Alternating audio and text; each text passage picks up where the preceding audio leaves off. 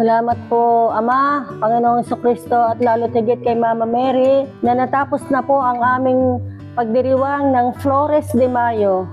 At lahat po ng mga tao ay umuwing masaya at puspos ng kagalakan.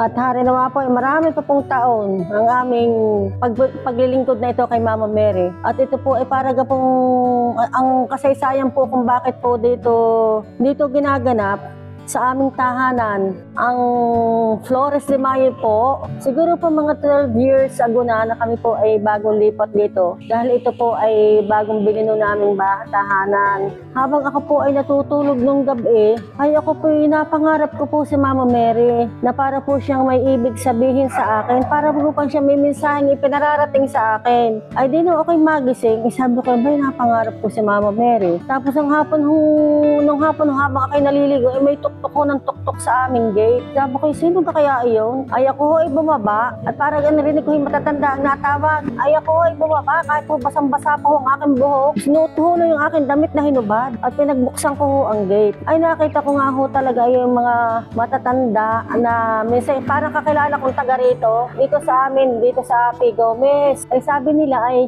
siya inay. Ay magandang hapon. Bakit gaho? Ano gaho ang inyong kailangan? Ay kami ining ay bago kami nagpunta dito, kami muna'y nagdasal sa banal na Espiritu Santo. At ang sabi namin, Lord, ituro mo po kung saan pa mo kami dadalhin. Yung bahay na mapupuntahan namin ay siya mong pinili para pagdausan ng pag-rosary at pag-Flores de Mayo. Ay sabi ko, ilan ining ang pinili namin bahay na pupuntahan. Ay kung bakit kami dito dinala. Ay siguro ito yung kaloob na nga ito ng Holy Spirit na ikaw ang napili ng Mama Mary at ng Ama sa Langit, ang Panginoong Jesucristo na siyang pagdarausan ng pagdarasal natin. Ay sabi ko, ikaw gaining ay papayag. Sabi ko, pwede gaining na kami dito at ikaw ay papayag. Ay dito na tayo magdaraos. Sabi ko, oo, Diyos ko, gusto ko ho. At dahil pagkahugay ang may Santa Rosario at Rosary ko, saan pa ho akong simbahan napunta at ako'y nagdadasal. Ay siya, inay, ay dito na tayo pagka ho na alaala ko yung tulad ho kanina ako'y natutulog, bigla ho uling pumasok sa isip ko yun.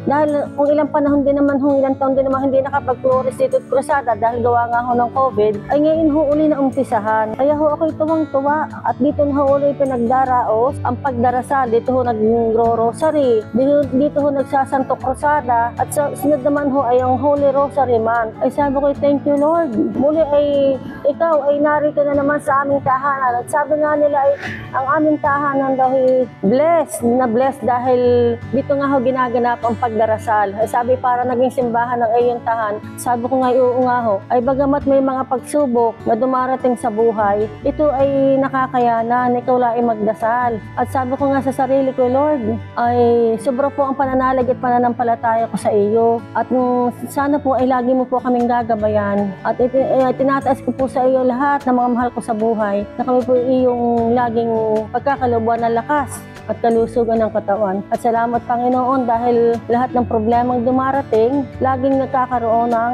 kalutasan. At sabi nga ni Lord, trust me and I will be with you always. Thank you po. Salamat po. Ang ganda po ni Mama Mary. Salamat po.